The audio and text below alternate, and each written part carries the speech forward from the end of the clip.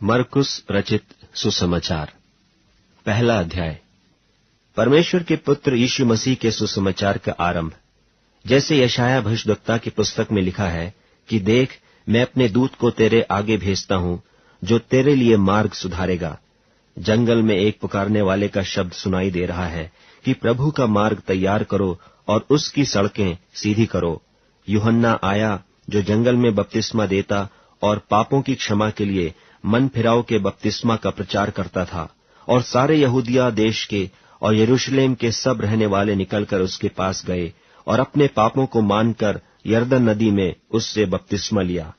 यूहन्ना ऊंट के रोम का वस्त्र पहने और अपनी कमर में चमड़े का पटका बांधे रहता था, और टिड्डियां और बन मधु खाया करता था, और यह प्रचार करता था कि मेरे बाद वह आने वाला है जो मुझसे शक्तिमान है। मैं इस योग्य नहीं कि झुककर उसके जूतों का बंध खोलूं।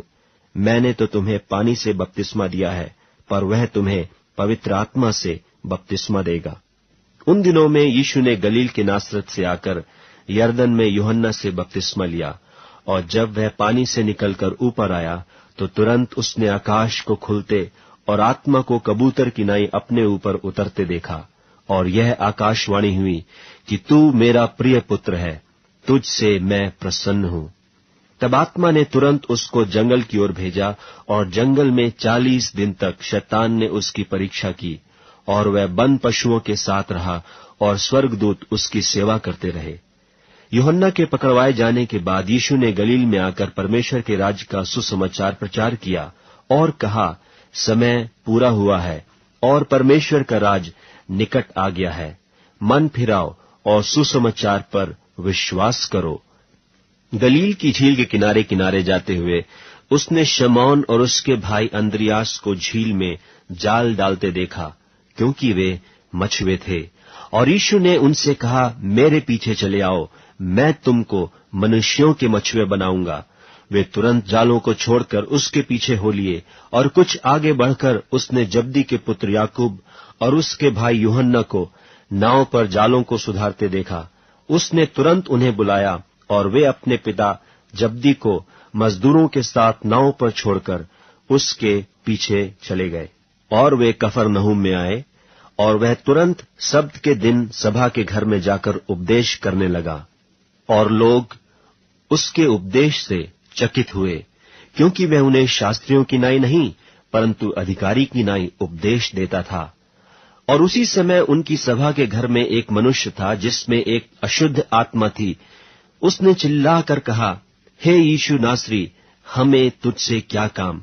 क्या तू हमें नाश करने आया है? मैं तुझे जानता हूं, तू कौन है?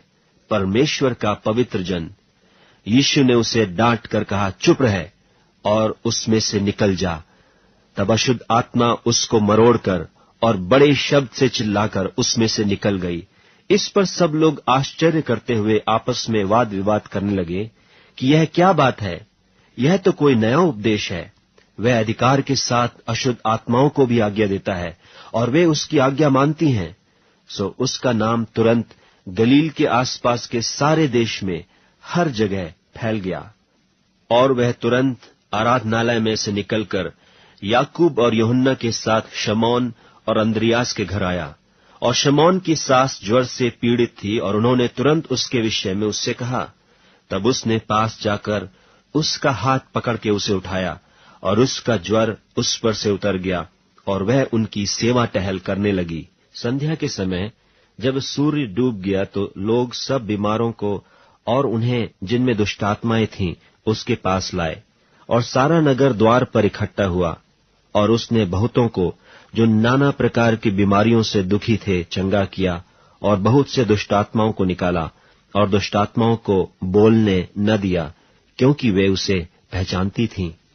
और भोर को दिन निकलने से बहुत पहले वह उठकर निकला और एक जंगली स्थान में गया और वहां प्रार्थना करने लगा। तब शमौन और उसके साथी उसकी खोज में गए। जब वह मिला तो उससे कहा कि सब लोग तुझे ढूंढ रहे हैं। उसने उनसे कहा, आओ हम और कहीं आसपास की बस्तियों में जाएं, कि मैं वहां भी प्रचार करूं, क्योंकि मैं इसीलिए निकला हूं। सो वह सारे गलील में उनकी सभाओं में जा जाकर प्रचार करता और दुष्टात्माओं को निकालता रहा। और एक कोढ़ी ने उसके पास आकर उससे विनती की और उसके सामने घुटने टेक कर उससे कहा, यदि तू चाहे तो मुझे शुद्ध कर सकता है। उसने उस पर तरस खाकर हाथ बढ़ाया और उसे छूकर कहा, मैं चाहता हूं तू शुद्ध हो जा। और तुरंत उसका कोढ़ जाता रहा और वह शुद्ध हो गया।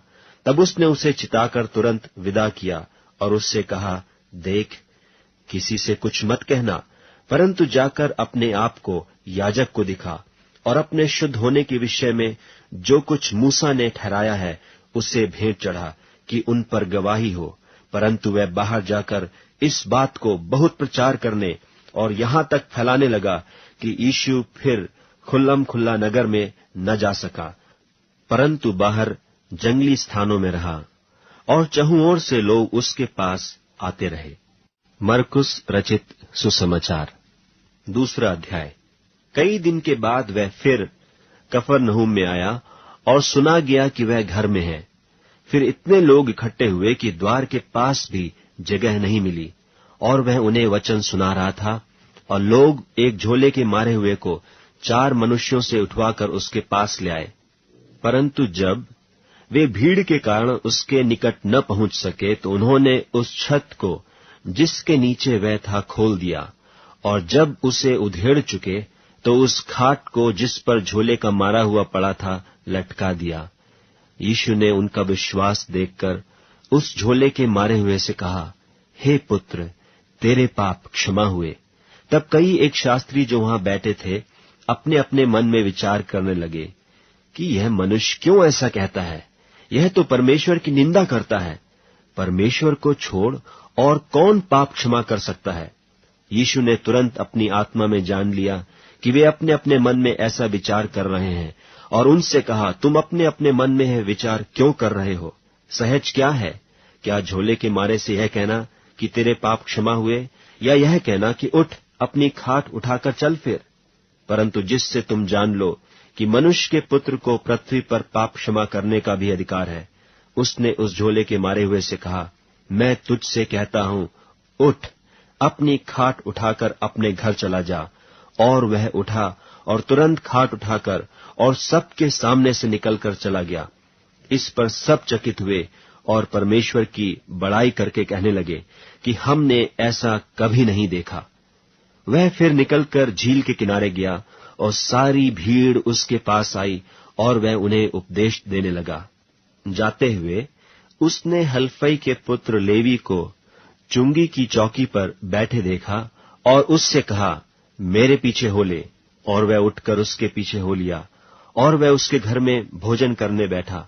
और बहुत से चुंगी लेने वाले और पापी यीशु और उसके चेलों के साथ भोजन करने बैठे, क्योंकि वे बहुत से थे और उसके पीछे हो लिए थे। और शास्त्रियों और फरीसियों ने यह देखकर कि वह तो पापियों और चुंगी लेने वालों के साथ भोजन कर रहा है, उसके चेलों से कहा, वह तो चुंगी लेने वालों और पापियों के साथ खाता पीता है। यीशु ने यह सुनकर उनसे कहा, भले चंगों को वैद्य की आवश्यकता नहीं, परंतु बीमारों को है। मैं धर्मियों को नहीं, परंतु पापियों को बुलाने आया हूं। यूहन्ना के चेले और फरीसी उपवास करते थे, सो उन्होंने आकर उससे यह कहा कि यूहन्ना के चेले और फरीसियों के चेले क्यों उपवास रखते हैं, परंतु तेरे चेले उपवास नहीं रखते? यीशु ने उनसे कहा, जब तक दूल्हा बारातियों के साथ रहता है, क्या वे उपवास कर सकते हैं? सो जब तक दूल्हा उनके साथ है तब तक वे उपवास नहीं कर सकते। परंतु वे दिन आएंगे कि दूल्हा उनसे अलग किया जाएगा, उस समय वे उपवास करेंगे।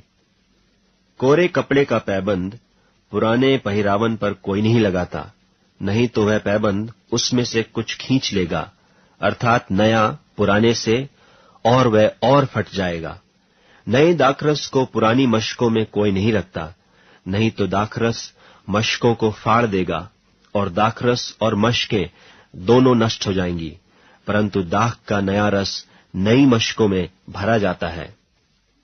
और ऐसा हुआ कि वह सब्त के दिन खेतों में से होकर जा रहा था और उसके चेले चलते हुए बालें तोड़ने लगे। तब फरीसियों ने उससे कहा, देख, ये सब्त के दिन वह काम क्यों करते हैं जो उचित नहीं? उसने उनसे कहा, क्या तुमने कभी नहीं पढ़ा कि जब दाऊद को आवश्यकता हुई और जब वह और उसके साथी भूखे हुए, तब उसने क्या किया था?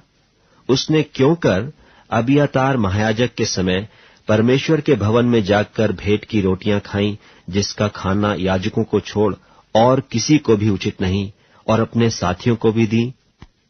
और उसने उनसे कहा, सब्त का दिन मनुष्य के लिए बनाया गया है, न कि मनुष्य सब्त के दिन के लिए। इसलिए मनुष्य का पुत्र सब्त के दिन का भी स्वामी है। मरकुस रचित सुसमाचार 3 अध्याय। और वह आराधनालय में फिर गया, और वहां एक मनुष्य था जिसका हाथ सूख गया था, और वे उस पर दोष लगाने के लिए उसकी घात में लगे हुए थे कि देखें वह सब्त के दिन में उसे चंगा करता है कि नहीं। उसने सूखे हाथ वाले मनुष्य से कहा, बीच में खड़ा हो, और उनसे कहा, क्या सब्त के दिन भला करना उचित है या बुरा करना, प्राण को बचाना या मारना? पर वे चुप रहे। और उसने उनके मन की कठोरता से उदास होकर उनको क्रोध से चारों ओर देखा, और उस मनुष्य से कहा, अपना हाथ बढ़ा। उसने बढ़ाया, और उसका हाथ अच्छा हो गया।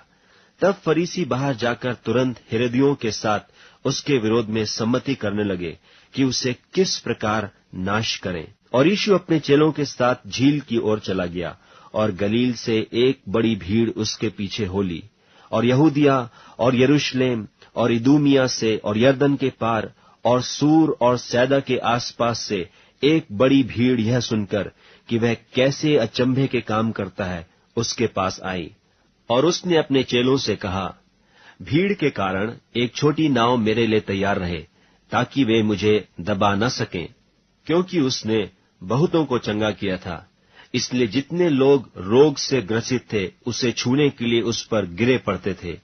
और अशुद्ध आत्माएं भी जब उसे देखती थीं, तो उसके आगे गिर पड़ती थीं और चिल्लाकर कहती थीं कि तू परमेश्वर का पुत्र है। और उसने उन्हें बहुत चिताया कि मुझे प्रकट न करना। फिर वह पहाड़ पर चढ़ गया, और जिन्हें वह चाहता था उन्हें अपने पास बुलाया, और वे उसके पास चले आए। तब उसने 12 पुरुषों को नियुक्त किया कि वे उसके साथ साथ रहें, और वह उन्हें भेजे कि प्रचार करें और दुष्टात्माओं को निकालने का अधिकार रखें। और वे ये हैं, शमौन जिसका नाम उसने पतरस रखा, और जब्दी का पुत्र याकूब, और याकूब का भाई यूहन्ना जिसका नाम उसने बुअनर्गिस अर्थात गर्जन के पुत्र रखा, और अंद्रियास और फिलिपुस और बरतुलमई और मत्ती और थोमा और हल्फई का पुत्र याकूब और तद्दी और शमौन कनानी और यहूदा इस्करियोती जिसने उसे पकड़वा भी दिया। और वह घर में आया, और ऐसी भीड़ इकट्ठी हो गई कि वे रोटी भी न खा सके। जब उसके कुटुंबियों ने यह सुना तो उसे पकड़ने के लिए निकले, क्योंकि कहते थे कि उसका चित्त ठिकाने नहीं है। और शास्त्री जो यरूशलेम से आए थे यह कहते थे कि उसमें शैतान है, और यह भी कि वह दुष्टात्माओं के सरदार की सहायता से दुष्टात्माओं को निकालता है। और वह उन्हें पास बुलाकर उनसे दृष्टांतों में कहने लगा, शैतान क्यों कर शैतान को निकाल सकता है, और यदि किसी राज्य में फूट पड़े तो वह राज्य क्यों कर स्थिर रह सकता है, और यदि किसी घर में फूट पड़े तो वह घर क्यों कर स्थिर रह सकेगा। और यदि शैतान अपना ही विरोधी होकर अपने में फूट डाले तो वह क्यों कर बना रह सकता है, उसका तो अंत ही हो जाता है। किंतु कोई मनुष्य किसी बलवंत के घर में घुसकर उसका माल लूट नहीं सकता, जब तक कि वह पहले उस बलवंत को न बांध ले, और तब उसके घर को लूट लेगा। मैं तुमसे सच कहता हूं कि मनुष्यों की संतान के सब पाप और निंदा जो वे करते हैं क्षमा की जाएगी, परंतु जो कोई पवित्र आत्मा के विरुद्ध निंदा करे वह कभी भी क्षमा न किया जाएगा, वरन वह अनंत पाप का अपराधी ठहरता है। क्योंकि वे यह कहते थे कि उसमें अशुद्ध आत्मा है। और उसकी माता और उसके भाई आए और बाहर खड़े होकर उसे बुलवा भेजा, और भीड़ उसके आसपास बैठी थी, और उन्होंने उससे कहा, देख, तेरी माता और तेरे भाई बाहर तुझे ढूंढते हैं। उसने उन्हें उत्तर दिया कि मेरी माता और मेरे भाई कौन हैं और उन पर जो उसके आसपास बैठे थे दृष्टि करके कहा, देखो, मेरी माता और मेरे भाई ये हैं, क्योंकि जो कोई परमेश्वर की इच्छा पर चले वही मेरा भाई और बहन और माता है। मरकुस रचित सुसमाचार 4 अध्याय। वह फिर झील के किनारे उपदेश देने लगा, और एक ऐसी बड़ी भीड़ उसके पास इकट्ठी हो गई कि वह झील में एक नाव पर चढ़कर बैठ गया, और सारी भीड़ भूमि पर झील के किनारे खड़ी रही। और वह उन्हें दृष्टांतों में बहुत सी बातें सिखाने लगा, और अपने उपदेश में उनसे कहा, सुनो, एक बोने वाला बीज बोने के लिए निकला, और बोते समय कुछ तो मार्ग के किनारे गिरा, और पक्षियों ने आकर उसे चुग लिया, और कुछ पथरीली भूमि पर गिरा, जहां उसको बहुत मिट्टी न मिली, और गहरी मिट्टी न मिलने के कारण जल्द उगाया, और जब सूर्य निकला तो जल गया, और जड़ न पकड़ने के कारण सूख गया। और कुछ तो झाड़ियों में गिरा, और झाड़ियों ने बढ़कर उसे दबा लिया, और वह फल न लाया। परंतु कुछ अच्छी भूमि पर गिरा, और वह उगा और बढ़कर फलवंत हुआ, और कोई 30 गुणा, कोई 60 गुणा, और कोई 100 गुणा फल लाया। और उसने कहा, जिसके पास सुनने के लिए कान हो वह सुन ले। जब वह अकेला रह गया तो उसके साथियों ने उन 12 समेत उससे इन दृष्टांतों के विषय में पूछा।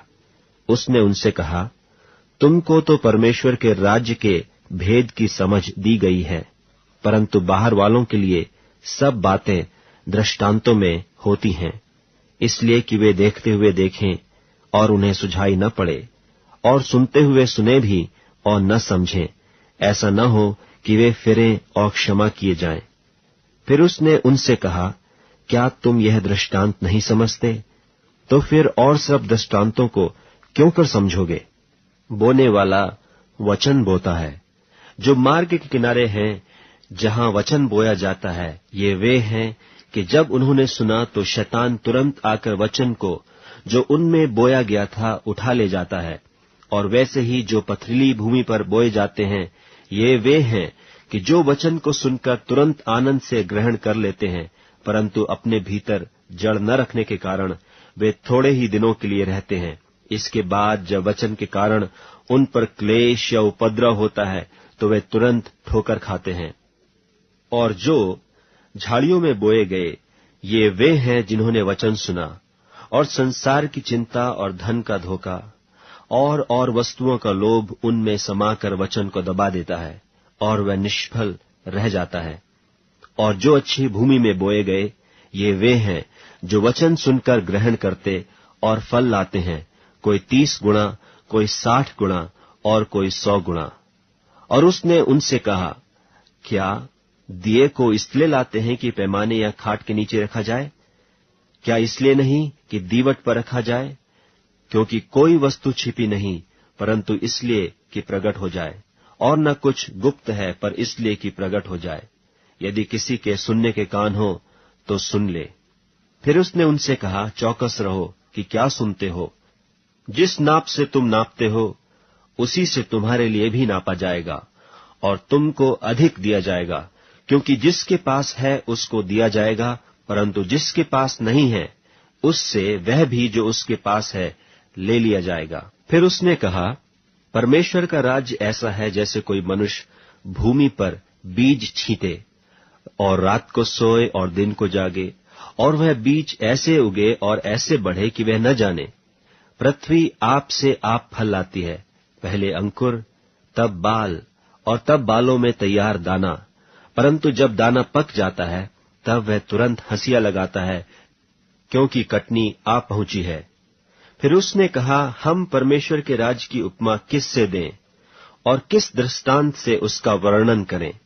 वह राई के दाने के समान है कि जब भूमि में बोया जाता है तो भूमि के सब बीजों से छोटा होता है, परंतु जब बोया गया तो उगकर सब साग पात से बड़ा हो जाता है, और उसकी ऐसी बड़ी डालियां निकलती हैं कि आकाश के पक्षी उसकी छाया में बसेरा कर सकते हैं।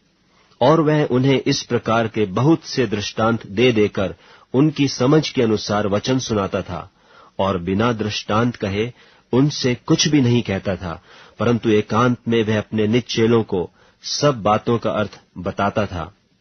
उसी दिन जब सांझ हुई तो उसने उनसे कहा, आओ हम पार चलें। और वे भीड़ को छोड़कर जैसा वह था वैसे ही उसे नाव पर साथ ले चले, और उसके साथ और भी नावें थीं।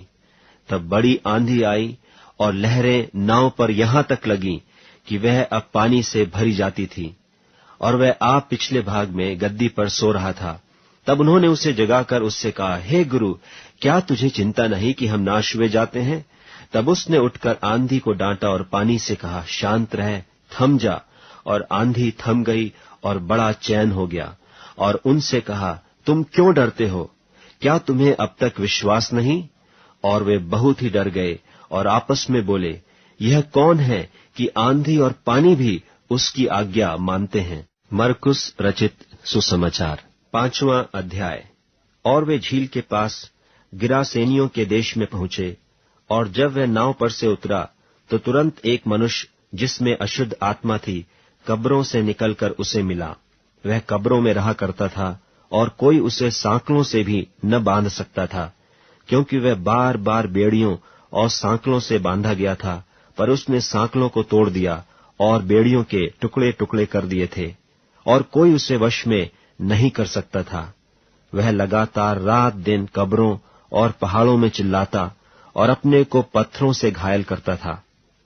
वह यीशु को दूर ही से देखकर दौड़ा और उसे प्रणाम किया, और ऊंचे शब्द से चिल्लाकर कहा, हे यीशु, परम प्रधान परमेश्वर के पुत्र, मुझे तुझसे क्या काम? मैं तुझे परमेश्वर की शपथ देता हूं कि मुझे पीड़ा न दे। क्योंकि उसने उससे कहा था कि हे अशुद्ध आत्मा, इस मनुष्य में से निकल आ। उसने उससे पूछा, तेरा क्या नाम है? उसने उससे कहा, मेरा नाम सेना है, क्योंकि हम बहुत हैं। और उसने उससे बहुत विनती की कि हमें इस देश से बाहर न भेज। वहां पहाड़ पर सूअरों का एक बड़ा झुंड चर रहा था, और उन्होंने उससे विनती करके कहा कि हमें उन सूअरों में भेज दे कि हम उनके भीतर जाएं। तो उसने उन्हें आज्ञा दी, और अशुद्ध आत्मा निकलकर सूअरों के भीतर बैठ गई, और झुंड जो कोई 2000 का था कड़ाड़े पर से झपट कर झील में जा पड़ा और डूब मरा। और उनके चरवाहों ने भागकर नगर और गांवों में समाचार सुनाया।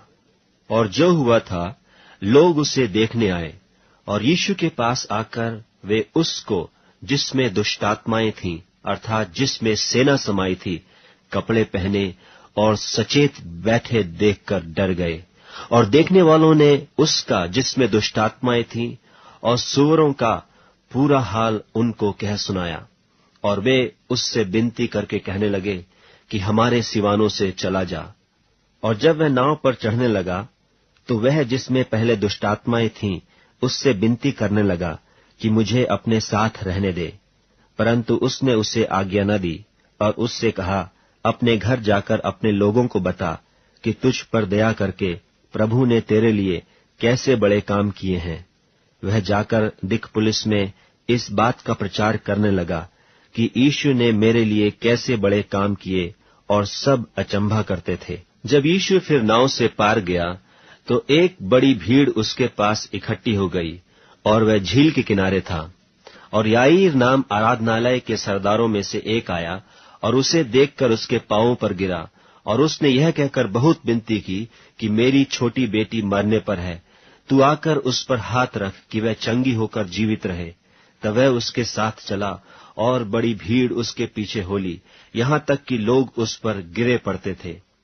और एक स्त्री जिसको 12 वर्ष से लोहू बहने का रोग था, और जिसने बहुत वैद्यों से बड़ा दुख उठाया और अपना सब माल व्यय करने पर भी कुछ लाभ न उठाया था, परंतु और भी रोगी हो गई थी, यीशु की चर्चा सुनकर भीड़ में उसके पीछे से आई और उसके वस्त्र को छू लिया, क्योंकि वह कहती थी, यदि मैं उसके वस्त्र ही को छू लूंगी तो चंगी हो जाऊंगी। और तुरंत उसका लोहू बहना बंद हो गया, और उसने अपनी देह में जान लिया कि मैं उस बीमारी से अच्छी हो गई। यीशु ने तुरंत अपने में जान लिया कि मुझ में से सामर्थ निकली है, और भीड़ में पीछे फिरकर पूछा, मेरा वस्त्र किसने छुआ? उसके चेलों ने उससे कहा, तू देखता है कि भीड़ तुझ पर गिरी पड़ती है और तू कहता है कि किसने मुझे छुआ? तब उसने उसे देखने के लिए जिसने यह काम किया था चारों ओर दृष्टि की। तब वह स्त्री है जानकर कि मेरी कैसी भलाई हुई है, डरती और कांपती हुई आई और उसके पांवों पर गिरकर उससे सब हाल चाल सच सच कह दिया। उसने उससे कहा, पुत्री, तेरे विश्वास ने तुझे चंगा किया है, कुशल से जा और अपनी इस बीमारी से बची रहे। वह यह कह ही रहा था कि आराधनालय के सरदार के घर से लोगों ने आकर कहा कि तेरी बेटी तो मर गई, अब गुरु को क्यों दुख देता है? जो बात वे कह रहे थे उसको यीशु ने अनसुनी करके आराधनालय के सरदार से कहा, मत डर, केवल विश्वास रख। और उसने पतरस और याकूब के भाई यूहन्ना को छोड़ और किसी को अपने साथ आने न दिया। और आराधनालय के सरदार के घर में पहुंचकर उसने लोगों को बहुत रोते और चिल्लाते देखा। तब उसने भीतर जाकर उससे कहा, तुम क्यों हल्ला मचाते और रोते हो? लड़की मरी नहीं परंतु सो रही है। वे उसकी हंसी करने लगे, परंतु उसने सबको निकालकर लड़की के माता पिता और अपने साथियों को लेकर भीतर जहां लड़की पड़ी थी गया और लड़की का हाथ पकड़कर उससे कहा, तलीता कूमी, जिसका अर्थ यह है कि हे लड़की, मैं तुझसे कहता हूं, उठ। और लड़की तुरंत उठकर चलने फिरने लगी, क्योंकि वह 12 वर्ष की थी। और इस पर लोग बहुत चकित हो गए। फिर उसने उन्हें चिताकर आज्ञा दी कि यह बात कोई जानने न पाए और कहा कि उसे कुछ खाने को दिया जाए। मरकुस रचित सुसमाचार 6वां अध्याय। वहां से निकलकर वह अपने देश में आया और उसके चेले उसके पीछे हो लिए। सब्त के दिन वह आराधनालय में उपदेश करने लगा और बहुत लोग सुनकर चकित हुए और कहने लगे, इसको ये बातें कहां से आ गईं? और यह कौन सा ज्ञान है जो उसको दिया गया है? और कैसे सामर्थ के काम इसके हाथों से प्रकट होते हैं? क्या यह वही बढ़ई नहीं जो मरियम का पुत्र और याकूब और योसेस और यहूदा और शमौन का भाई है? और क्या उसकी बहनें यहां हमारे बीच में नहीं रहती? इसलिए उन्होंने उसके विषय में ठोकर खाई। यीशु ने उनसे कहा कि भविष्यद्वक्ता अपने देश और अपने कुटुंब और अपने घर को छोड़ और कहीं भी निरादर नहीं होता। और वह वहां कोई सामर्थ का काम न कर सका, केवल थोड़े बीमारों पर हाथ रखकर उन्हें चंगा किया। और उसने उनके अविश्वास पर आश्चर्य किया और चारों ओर के गांवों में उपदेश करता फिरा। और वह 12 को अपने पास बुलाकर उन्हें 2-2 करके भेजने लगा और उन्हें अशुद्ध आत्माओं पर अधिकार दिया। और उसने उन्हें आज्ञा दी कि मार्ग के लिए लाठी छोड़ और कुछ न लो, न तो रोटी, न झोली, न पटके में पैसे, परंतु जूतियां पहनो और 2-2 कुर्ते न पहनो। और उसने उनसे कहा, जहां कहीं तुम किसी घर में उतरो तो जब तक वहां से विदा न हो तब तक उसी में ठहरे रहो। जिस स्थान के लोग तुम्हें ग्रहण न करें और तुम्हारी न सुने, वहां से चलते ही अपने तलवों की धूल झाड़ डालो कि उन पर गवाही हो। और उन्होंने जाकर प्रचार किया कि मन फिराओ, और बहुतेरे दुष्टात्माओं को निकाला और बहुत बीमारों पर तेल मलकर उन्हें चंगा किया।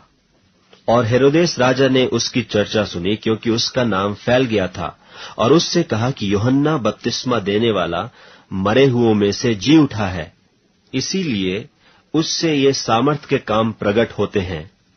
और औरों ने कहा, यह एलिया है, परंतु औरों ने कहा, भविष्यद्वक्ता या भविष्यद्वक्ताओं में से किसी एक के समान है।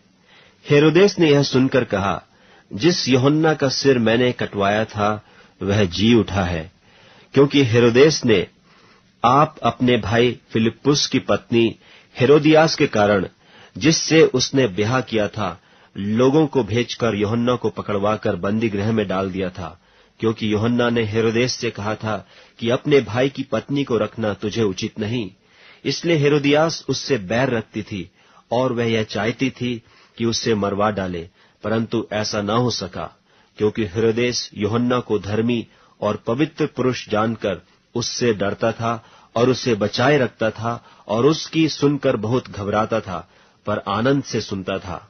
और ठीक अवसर पर जब हेरोदेस ने अपने जन्मदिन में अपने प्रधानों और अपने सेनापतियों और गलील के बड़े लोगों के लिए जेवनार की। और उसी हेरोदियास की बेटी भीतर आई और नाचकर हेरोदेस को और उसके साथ बैठने वालों को प्रसन्न किया। तब राजा ने लड़की से कहा, तू जो चाहे मुझसे मांग, मैं तुझे दूंगा।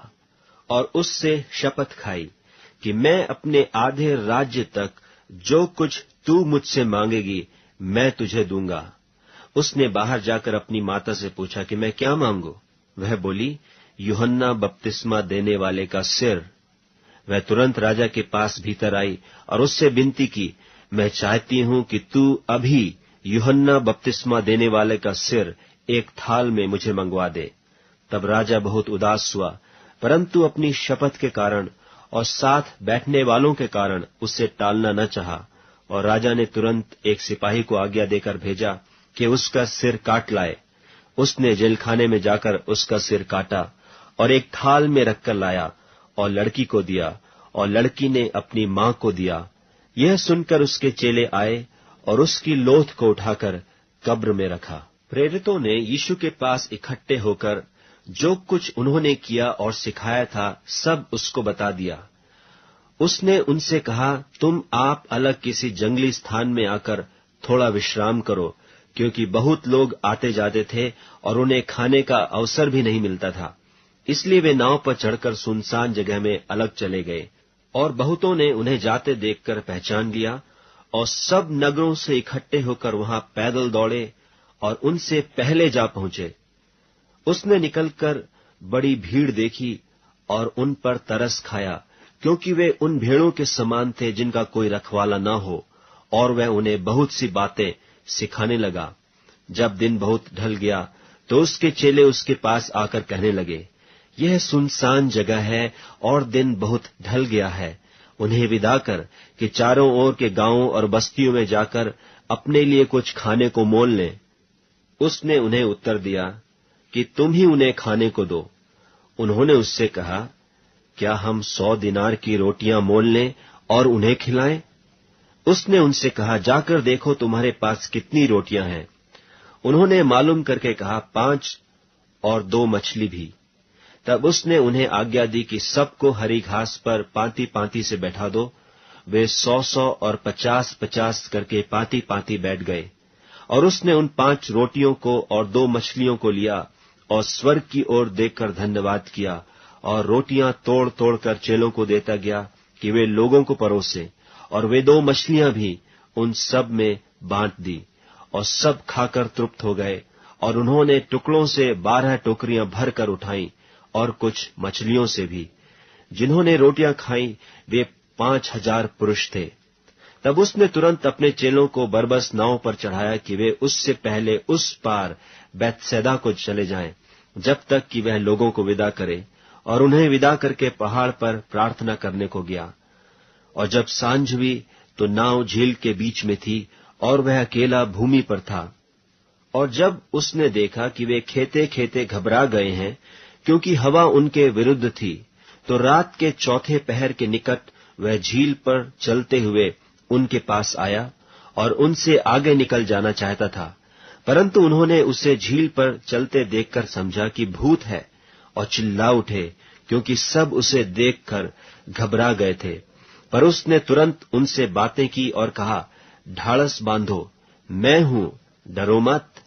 तब वह उनके पास नाव पर आया और हवा थम गई और वे बहुत ही आश्चर्य करने लगे, क्योंकि वे उन रोटियों के विषय में न समझे थे, परंतु उनके मन कठोर हो गए थे। और वे पार उतरकर गन्नेसरत में पहुंचे और नाव घाट पर लगाई। और जब वे नाव पर से उतरे तो लोग तुरंत उसको पहचानकर आसपास के सारे देश में दौड़े और बीमारों को खाटों पर डालकर जहां जहां समाचार पाया कि वह है, वहां वहां लिए फिरे। और जहां कहीं वह गांवों, नगरों या बस्तियों में जाता था तो लोग बीमारों को बाजारों में रखकर उससे विनती करते थे कि वह उन्हें अपने वस्त्र के आंचल ही को छू लेने दे, और जितने उसे छूते थे सब चंगे हो जाते थे। मरकुस रचित सुसमाचार 7वां अध्याय।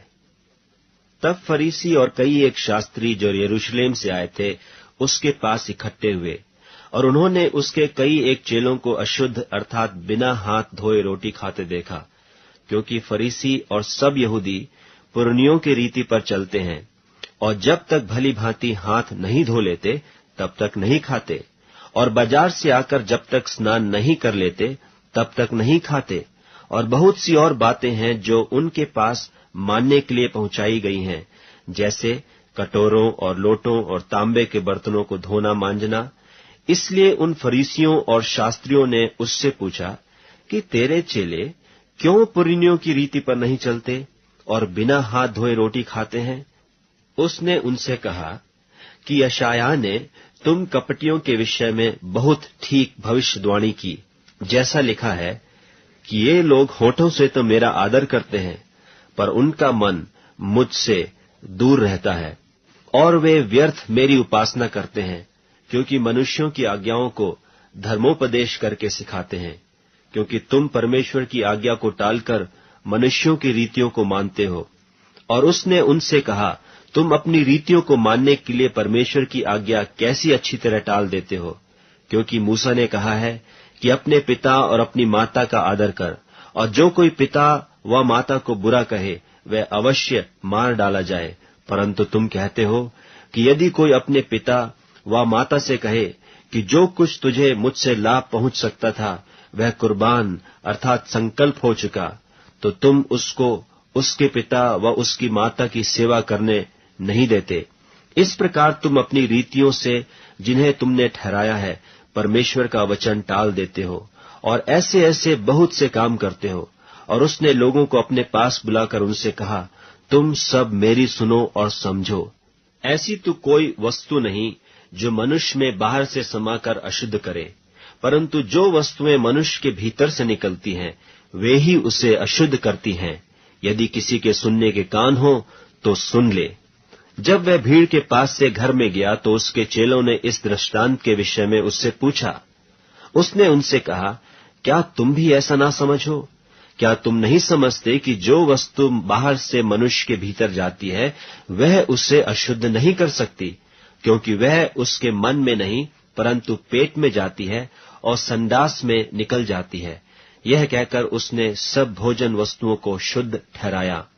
फिर उसने कहा, जो मनुष्य में से निकलता है वही मनुष्य को अशुद्ध करता है, क्योंकि भीतर से अर्थात मनुष्य के मन से बुरी बुरी चिंता, व्यभिचार, चोरी, हत्या, परस्त्री गमन, लोभ, दुष्टता, छल, लुचपन, कुदृष्टि, निंदा, अभिमान और मूर्खता निकलती हैं। ये सब बुरी बातें भीतर ही से निकलती हैं और मनुष्य को अशुद्ध करती हैं। फिर वह वहां से उठकर सूर और सैदा के देशों में आया और एक घर में गया और चाहता था कि कोई न जाने, परंतु वह छिप न सका। और तुरंत एक स्त्री जिसकी छोटी बेटी में अशुद्ध आत्मा थी उसकी चर्चा सुनकर आई और उसके पांवों पर गिरी। यह यूनानी और सरूफीनी की जाति की थी, और उसने उससे विनती की कि मेरी बेटी में से दुष्ट आत्मा निकाल दे। उसने उससे कहा, पहले लड़कों को तृप्त होने दे, क्योंकि लड़कों की रोटी लेकर कुत्तों के आगे डालना उचित नहीं है। उसने उसको उत्तर दिया कि सच है प्रभु, तो भी कुत्ते भी तो मेज के नीचे बालकों की रोटी का चूर चार खा लेते हैं। उसने उससे कहा, इस बात के कारण चली जा, दुष्टात्मा तेरी बेटी में से निकल गई है। और उसने अपने घर आकर देखा कि लड़की खाट पर पड़ी है और दुष्टात्मा निकल गई है। फिर वह सूर और सैदा के देशों से निकलकर दिकपुलिस देश से होता हुआ गलील की झील पर पहुंचा, और लोगों ने एक बहरे को जो हकला भी था उसके पास लाकर उससे विनती की कि वह अपना हाथ उस पर रखे। तब वह उसको भीड़ से अलग ले गया और अपनी उंगलियां उसके कानों में डाली और थूक कर उसकी जीभ को छुआ और स्वर्ग की ओर देखकर आह भरी और उससे कहा, इफ्फतह अर्थात खुल जा। और उसके कान खुल गए और उसकी जीभ की गांठ भी खुल गई और वह साफ साफ बोलने लगा। तब उसने उन्हें चिताया कि किसी से न कहना, परंतु जितना उसने उन्हें चिताया उतना ही वे और प्रचार करने लगे, और वे बहुत ही आश्चर्य में होकर कहने लगे, उसने जो कुछ किया सब अच्छा किया है।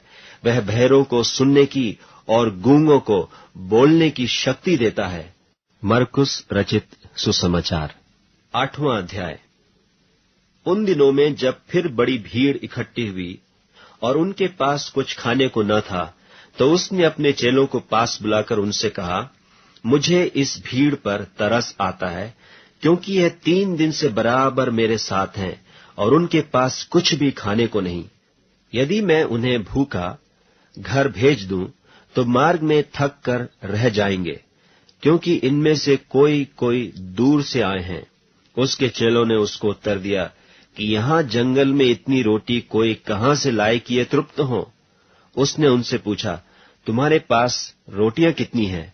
उन्होंने कहा, 7।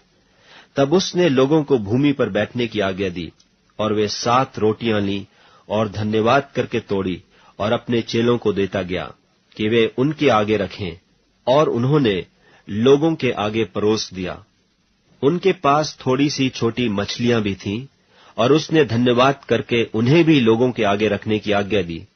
सो वे खाकर तृप्त हो गए और शेष टुकड़ों के 7 टोकरे भरकर उठाए, और लोग 4000 के लगभग थे। और उसने उनको विदा किया, और वह तुरंत अपने चेलों के साथ नाव पर चढ़कर दलमनूता देश को चला गया। फिर फरीसी निकलकर उससे वाद विवाद करने लगे और उसे जांचने के लिए उससे कोई स्वर्गीय चिन्ह मांगा। उसने अपनी आत्मा में आह मारकर कहा, इस समय के लोग क्यों चिन्ह ढूंढते हैं? मैं तुमसे सच कहता हूं कि इस समय के लोगों को कोई चिन्ह नहीं दिया जाएगा। और वह उन्हें छोड़कर फिर नाव पर चढ़ गया और पार चला गया। और वे रोटी लेना भूल गए थे, और नाव में उनके पास एक ही रोटी थी। और उसने उन्हें चिताया कि देखो, फरीसियों के खमीर और हेरोदेस के खमीर से चौकस रहो। वे आपस में विचार करके कहने लगे कि हमारे पास तो रोटी नहीं है।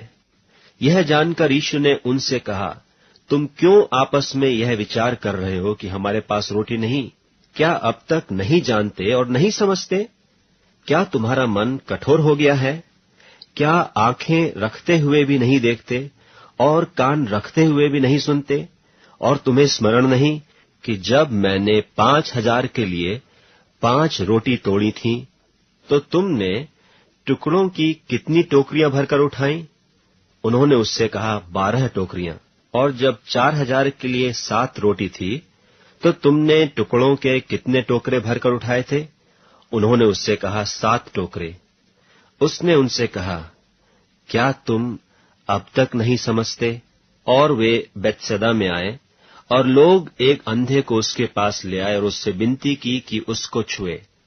वह उस अंधे का हाथ पकड़कर उसे गांव के बाहर ले गया और उसकी आंखों में थूक कर उस पर हाथ रखे और उससे पूछा, क्या तू कुछ देखता है?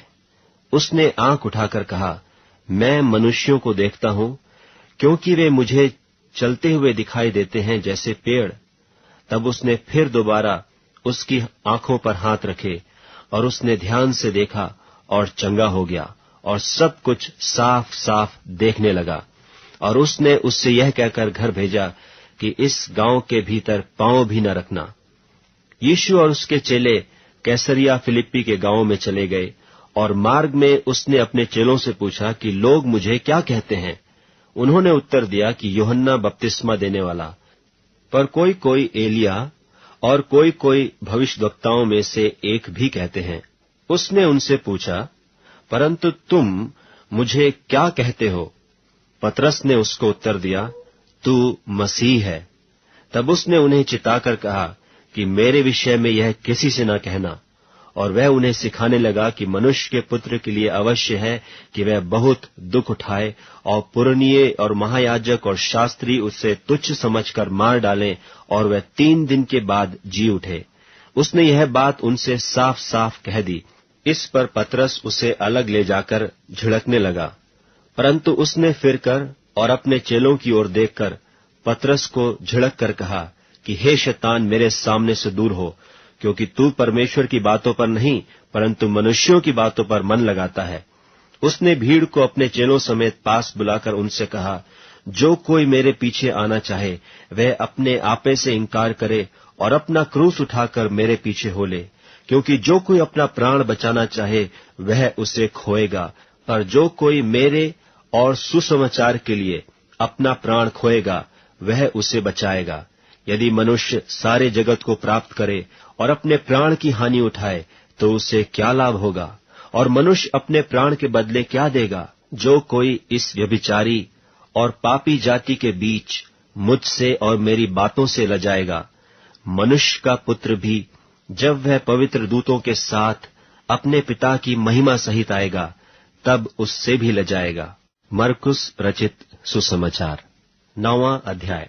और उसने उनसे कहा, मैं तुमसे सच कहता हूं कि जो यहाँ खड़े हैं उनमें से कोई कोई ऐसे हैं कि जब तक परमेश्वर के राज्य को सामर्थ सहित आया हुआ न देख लें तब तक मृत्यु का स्वाद कदापि न चखेंगे। 6 दिन के बाद यीशु ने पतरस और याकूब और यूहन्ना को साथ लिया और एकांत में किसी ऊंचे पहाड़ पर ले गया, और उनके सामने उसका रूप बदल गया, और उसका वस्त्र ऐसा चमकने लगा और यहाँ तक अति उज्ज्वल हुआ कि पृथ्वी पर कोई धोबी भी वैसा उज्ज्वल नहीं कर सकता। और उन्हें मूसा के साथ एलिया दिखाई दिया, और वे यीशु के साथ बातें करते थे। इस पर पतरस ने यीशु से कहा, हे रब्बी, हमारा यहाँ रहना अच्छा है, इसलिए हम 3 मंडप बनाएं, एक तेरे लिए, एक मूसा के लिए और एक एलिया के लिए। क्योंकि वह न जानता था कि क्या उत्तर दे, इसलिए कि वे बहुत डर गए थे। तब एक बादल ने उन्हें छा लिया, और उस बादल में से यह शब्द निकला कि यह मेरा प्रिय पुत्र है, उसकी सुनो। तब उन्होंने एकाएक चारों ओर दृष्टि की और यीशु को छोड़ अपने साथ और किसी को न देखा। पहाड़ से उतरते हुए उसने उन्हें आज्ञा दी कि जब तक मनुष्य का पुत्र मरे हुओं में से जी न उठे तब तक जो कुछ तुमने देखा है वह किसी से न कहना। उन्होंने इस बात को स्मरण रखा और आपस में वाद विवाद करने लगे कि मरे हुओं में से जी उठने का क्या अर्थ है। और उन्होंने उससे पूछा, शास्त्री क्यों कहते हैं कि एलिय्याह का पहले आना अवश्य है? उसने उन्हें उत्तर दिया कि एलिय्याह सचमुच पहले आकर सब कुछ सुधारेगा, परंतु मनुष्य के पुत्र के विषय में यह क्यों लिखा है कि वह बहुत दुख उठाएगा और तुच्छ गिना जाएगा? परंतु मैं तुमसे कहता हूं कि एलिय्याह तो आ चुका, और जैसा उसके विषय में लिखा है उन्होंने जो कुछ चाहा उसके साथ किया। और जब वह चेलों के पास आया तो देखा कि उनके चारों ओर बड़ी भीड़ लगी है और शास्त्री उनके साथ विवाद कर रहे हैं। और उसे देखते ही सब बहुत ही आश्चर्य करने लगे और उसकी ओर दौड़कर उससे नमस्कार किया। उसने उनसे पूछा, तुम इनसे क्या विवाद कर रहे हो? भीड़ में से एक ने उसे उत्तर दिया कि हे गुरु, मैं अपने पुत्र को, जिसमें गूंगी आत्मा समाई है, तेरे पास लाया था। जहां कहीं वह उसे पकड़ती है वहीं पटक देती है, और वह मुंह में फेन भर लाता और दांत पीसता और सूखता जाता है। और मैंने तेरे चेलों से कहा था कि वे उसे निकाल दें, परंतु वह निकाल न सके। यह सुनकर उसने उनसे उत्तर देके कहा कि हे अविश्वासी लोगों, मैं कब तक तुम्हारे साथ रहूंगा और कब तक तुम्हारी सहूंगा? उसे मेरे पास लाओ। तबे उसे उसके पास ले आए, और जब उसने उसे देखा तो उस आत्मा ने तुरंत उसे मरोड़ा और वह भूमि पर गिरा और मुंह से फेन बहाते हुए लौटने लगा। उसने उसके पिता से पूछा कि इसकी यह दशा कब से है? उसने कहा, बचपन से। उसने इसे नाश करने के लिए कभी आग और कभी पानी में गिराया। परंतु यदि तू कुछ कर सके तो हम पर तरस खाकर हमारा उपकार कर। यीशु ने उससे कहा, यदि तू कर सकता है, यह क्या बात है? विश्वास करने वाले के लिए सब कुछ हो सकता है। बालक के पिता ने तुरंत गिड़गिड़ाकर कहा, हे प्रभु, मैं विश्वास करता हूं, मेरे अविश्वास का उपाय कर। जब यीशु ने देखा कि लोग दौड़कर भीड़ लगा रहे हैं तो उसने अशुद्ध आत्मा को यह कहकर डांटा कि हे गूंगी और बहिरी आत्मा, मैं तुझे आज्ञा देता हूं, उसमें से निकल आ और उसमें फिर कभी प्रवेश न कर। तब वह चिल्लाकर और उसे बहुत मरोड़कर निकल आई, और बालक मरा हुआ सा हो गया। यहां तक कि बहुत लोग कहने लगे कि वह मर गया, परंतु यीशु ने उसका हाथ पकड़ के उसे उठाया और वह खड़ा हो गया। जब वह घर में आया तो उसके चेलों ने एकांत में उससे पूछा, हम उसे क्यों न निकाल सके? उसने उनसे कहा कि यह जाति बिना प्रार्थना किसी और उपाय से निकल नहीं सकती। फिर वे वहां से चले और गलील में होकर जा रहे थे, और वह नहीं चाहता था कि कोई जाने, क्योंकि वह अपने चेलों को उपदेश देता और उनसे कहता था कि मनुष्य का पुत्र मनुष्यों के हाथ में पकड़वाया जाएगा, और वे उसे मार डालेंगे, और वह मरने के 3 दिन बाद जी उठेगा। पर यह बात उनकी समझ में नहीं आई, और वे उससे पूछने से डरते थे। फिर वे कफरनहूम में आए, और घर में आकर उसने उनसे पूछा कि रास्ते में तुम किस बात पर विवाद करते थे? वे चुप रहे, क्योंकि मार्ग में उन्होंने आपस में यह वाद विवाद किया था कि हम में से बड़ा कौन है। तब उसने बैठकर 12 को बुलाया और उनसे कहा, यदि कोई बड़ा होना चाहे तो सबसे छोटा और सबका सेवक बने। और उसने एक बालक को लेकर उनके बीच में खड़ा किया और उसे गोद में लेकर उनसे कहा, जो कोई मेरे नाम से ऐसे बालकों में से किसी एक को भी ग्रहण करता है, वह मुझे ग्रहण करता है, और जो कोई मुझे ग्रहण करता वह मुझे नहीं वरन मेरे भेजने वाले को ग्रहण करता है। तब यूहन्ना ने उससे कहा, हे गुरु, हमने एक मनुष्य को तेरे नाम से दुष्टात्माओं को निकालते देखा, और हम उससे मना करने लगे, क्योंकि वह हमारे पीछे नहीं हो लेता था। यीशु ने कहा, उसको मत मना करो, क्योंकि ऐसा कोई नहीं जो मेरे नाम से सामर्थ का काम करे और जल्दी से मुझे बुरा कह सके, क्योंकि जो हमारे विरोध में नहीं वह हमारी ओर है। जो कोई एक कटोरा पानी तुम्हें इसलिए पिलाए कि तुम मसीह के हो, तो मैं तुमसे सच कहता हूं कि वह अपना प्रतिफल किसी रीति से न खोएगा। पर जो कोई इन छोटों में से जो मुझ पर विश्वास करते हैं किसी को ठोकर खिलाए, तो उसके लिए भला यह है कि एक बड़ी चक्की का पाट उसके गले में लटकाया जाए और वह समुद्र में डाल दिया जाए। यदि तेरा हाथ तुझे ठोकर खिलाए तो उसे काट डाल। टुंडा होकर जीवन में प्रवेश करना तेरे लिए इससे भला है कि 2 हाथ रहते हुए नरक के बीच उस आग में डाला जाए जो कभी बुझने की नहीं। और यदि तेरा पांव तुझे ठोकर खिलाए तो उसे काट डाल।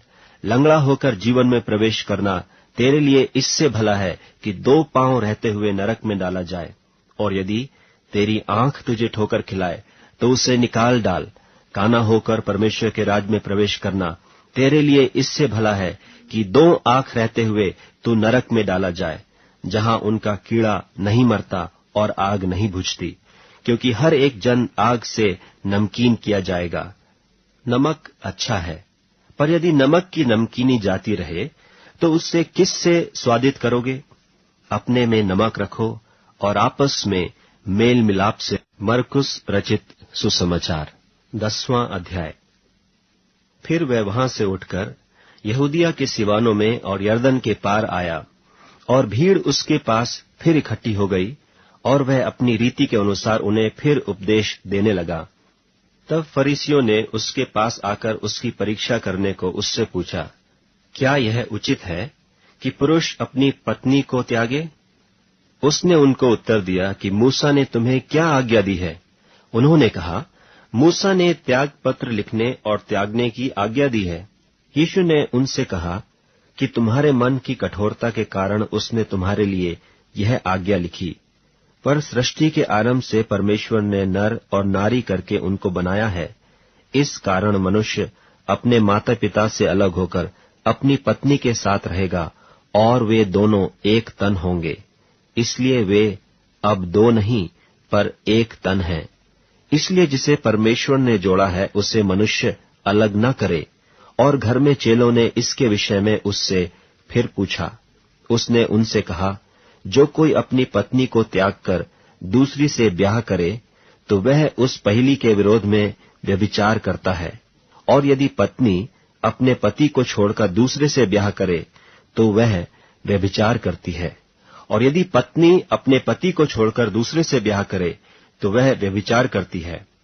फिर लोग बालकों को उसके पास लाने लगे कि वह उन पर हाथ रखे, पर चेलों ने उनको डांटा। यीशु ने यह देख क्रुद्ध होकर उनसे कहा, बालकों को मेरे पास आने दो और उन्हें मना न करो, क्योंकि परमेश्वर का राज्य ऐसों ही का है। मैं तुमसे सच कहता हूं कि जो कोई परमेश्वर के राज्य को बालक की नाई ग्रहण न करे, वह उसमें कभी प्रवेश करने न पाएगा।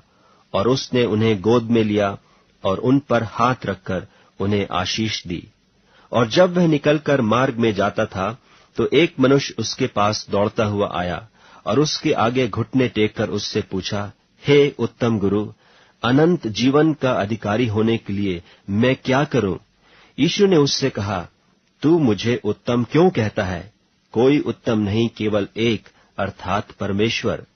तू आज्ञाओं को तो जानता है, हत्या न करना, व्यभिचार न करना, चोरी न करना, झूठी गवाही न देना, छल न करना, अपने पिता और अपनी माता का आदर करना। उसने उससे कहा, हे गुरु, इन सब को मैं लड़कपन से मानता आया हूं। यीशु ने उस पर दृष्टि करके उससे प्रेम किया और उससे कहा, तुझ में एक बात की घटी है, जा, जो कुछ तेरा है उससे बेचकर कंगालों को दे, और तुझे स्वर्ग में धन मिलेगा, और आकर मेरे पीछे हो ले।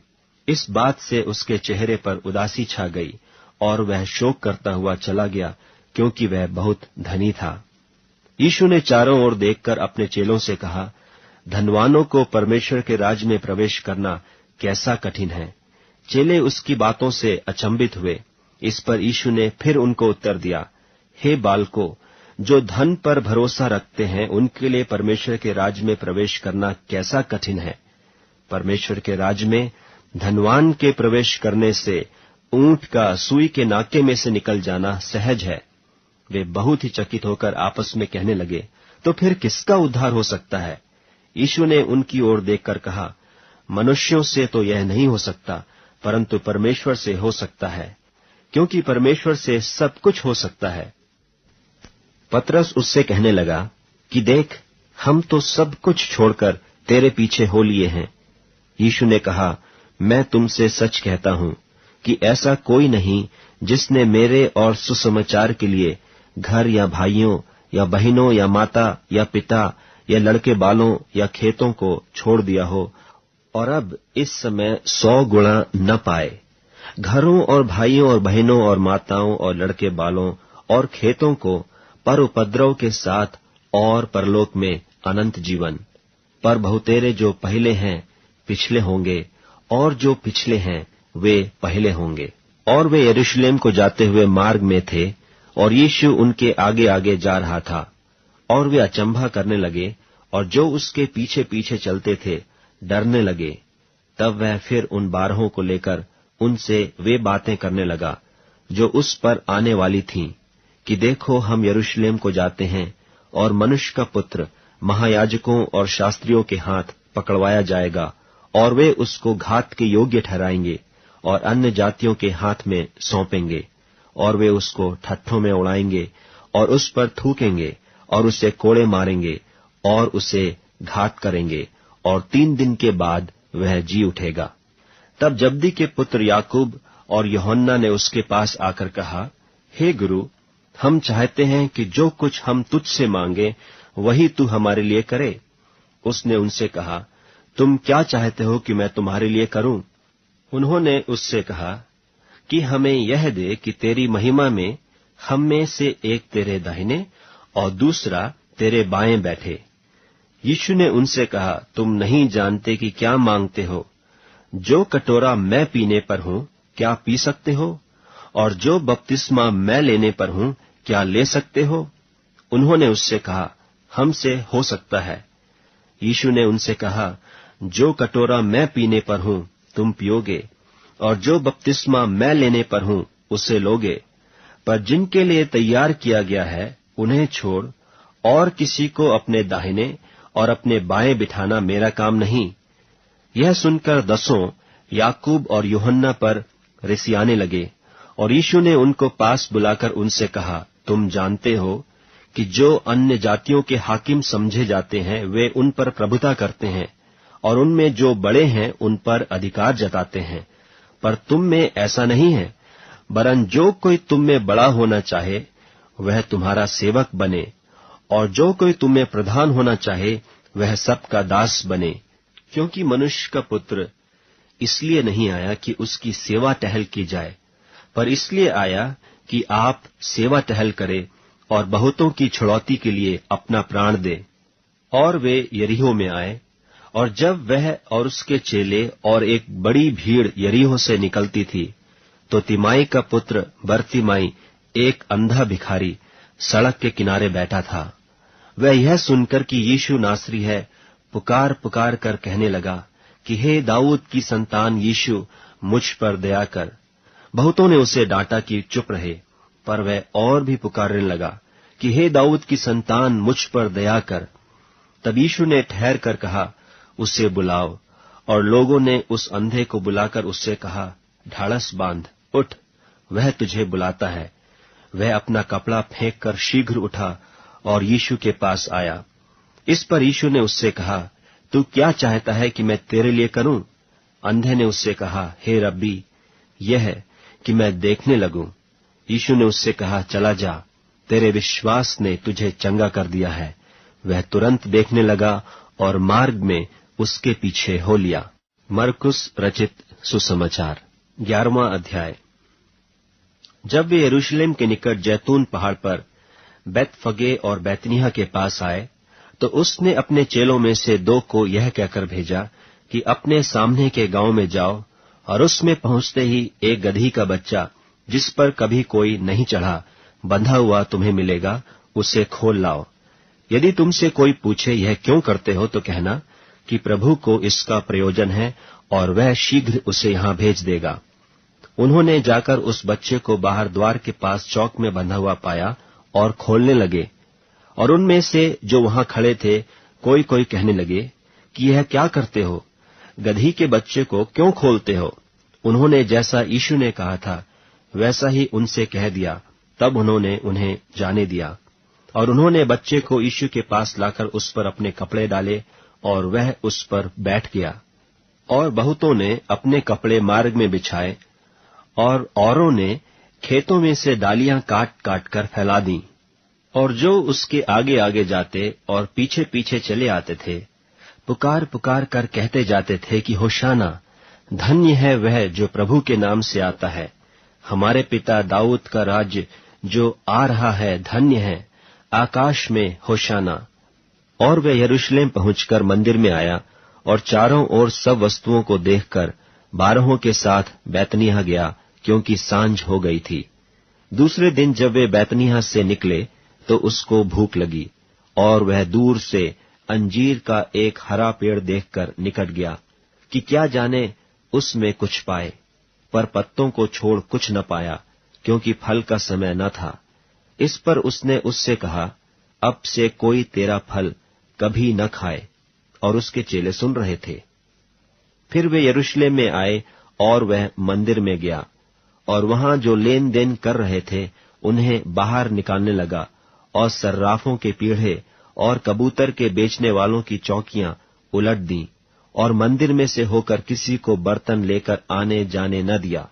और उपदेश करके उनसे कहा, क्या यह नहीं लिखा है कि मेरा घर सब जातियों के लिए प्रार्थना का घर कहलाएगा? पर तुमने इसे डाकुओं की खो बना दी है। यह सुनकर महायाजक और शास्त्री उसके नाश करने का अवसर ढूंढने लगे, क्योंकि उससे डरते थे, इसलिए कि सब लोग उसके उपदेश से चकित होते थे। और प्रतिदिन सांझ होते ही वह नगर से बाहर जाया करता था। फिर भोर को जब वे उधर से जाते थे, तो उन्होंने उस अंजीर के पेड़ को जड़ तक सूखा हुआ देखा। पतरस को यह बात स्मरण आई, और उसने उससे कहा, हे रब्बी, देख, यह अंजीर का पेड़ जिसे तूने श्राप दिया था सूख गया है। यीशु ने उसको उत्तर दिया कि परमेश्वर पर विश्वास रखो।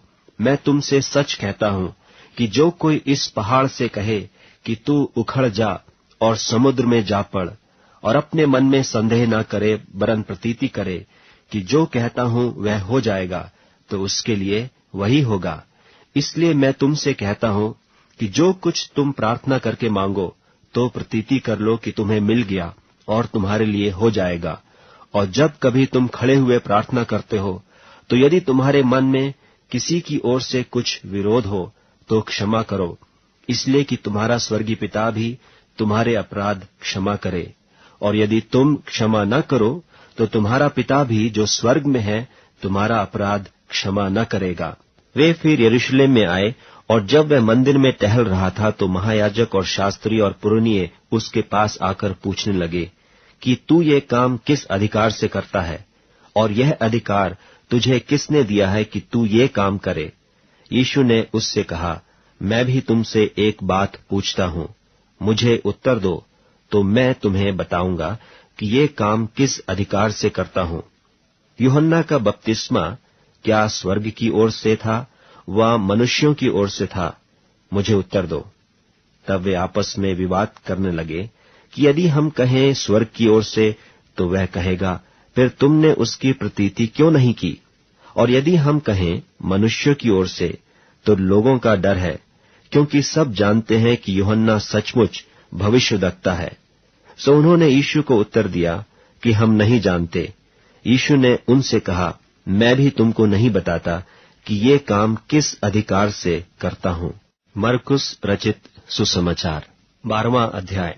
फिर वह दृष्टांत में उनसे बातें करने लगा कि किसी मनुष्य ने दाख की बारी लगाई और उसके चारों ओर बाड़ा बांधा और रस का कुंड खोदा और गुम्मट बनाया और किसानों को उसका ठीका देकर परदेश चला गया। फिर फल के मौसम में उसने किसानों के पास एक दास को भेजा कि किसान से दाख की बारी के फलों का भाग ले, पर उन्होंने उसे पकड़कर पीटा और छूछे हाथ लौटा दिया। फिर उसने एक और दास को उनके पास भेजा और उन्होंने उसका सिर फोड़ डाला और उसका अपमान किया। फिर उसने एक और को भेजा और उन्होंने उसे मार डाला। तब उसने और बहुतों को भेजा, उनमें से उन्होंने कितनों को पीटा और कितनों को मार डाला। अब एक ही रह गया था जो उसका प्रिय पुत्र था। अंत में उसने उसे भी उनके पास यह सोचकर भेजा कि वे मेरे पुत्र का आदर करेंगे। पर उन किसानों ने आपस में कहा, यही तो वारिस है, आओ हम उसे मार डालें, तब मिरास हमारी हो जाएगी। और उन्होंने उसे पकड़कर मार डाला और दाख की बारी के बाहर फेंक दिया। इसलिए दाख की बारी का स्वामी क्या करेगा? वह आकर उन किसानों को नाश करेगा और दाख की बारी औरों को दे देगा। क्या तुमने पवित्र शास्त्र में यह वचन नहीं पढ़ा कि जिस पत्थर को राजमिस्त्रियों ने निकम्मा ठहराया था, वही कोने का सिरा हो गया? यह प्रभु की ओर से हुआ और हमारी दृष्टि में अद्भुत है। तब उन्होंने उसे पकड़ना चाहा, क्योंकि समझ गए थे कि उसने हमारे विरोध में यह दृष्टांत कहा है। पर वे लोगों से डरे और उसे छोड़कर चले गए। तब उन्होंने उसे बातों में फंसाने के लिए कई एक फरीसियों और हेरोदियों को उसके पास भेजा, और उन्होंने आकर उससे कहा, हे गुरु, हम जानते हैं कि तू सच्चा है और किसी की परवाह नहीं करता, क्योंकि तू मनुष्यों का मुंह देखकर बातें नहीं करता, परंतु परमेश्वर का मार्ग सच्चाई से बताता है। तो क्या कैसर को कर देना उचित है कि नहीं? हम दें या न दें? उसने उनका कपट जानकर उनसे कहा, मुझे क्यों परखते हो? 1 दिनार मेरे पास लाओ कि मैं देखूं। वे ले आए और उसने उनसे कहा, यह मूर्ति और नाम किसका है? उन्होंने कहा, कैसर का। यीशु ने उनसे कहा, जो कैसर का है वह कैसर को, और जो परमेश्वर का है परमेश्वर को दो। तब वे उस पर बहुत अचंभा करने लगे। फिर सदूकियों ने भी, जो कहते हैं कि मरे हुओं का जी उठना है ही नहीं, उसके पास आकर उससे पूछा कि हे गुरु, मूसा ने हमारे लिए लिखा है कि यदि किसी का भाई बिना संतान मर जाए और उसकी पत्नी रह जाए, तो उसका भाई उसकी पत्नी को ब्याह ले और अपने भाई के लिए वंश उत्पन्न करे। 7 भाई थे। पहला भाई ब्याह करके बिना संतान मर गया। तब दूसरे भाई ने उस स्त्री को ब्याह लिया और बिना संतान मर गया, और वैसे ही तीसरे ने भी, और 7 से संतान न हुई। सबके पीछे वह स्त्री भी मर गई।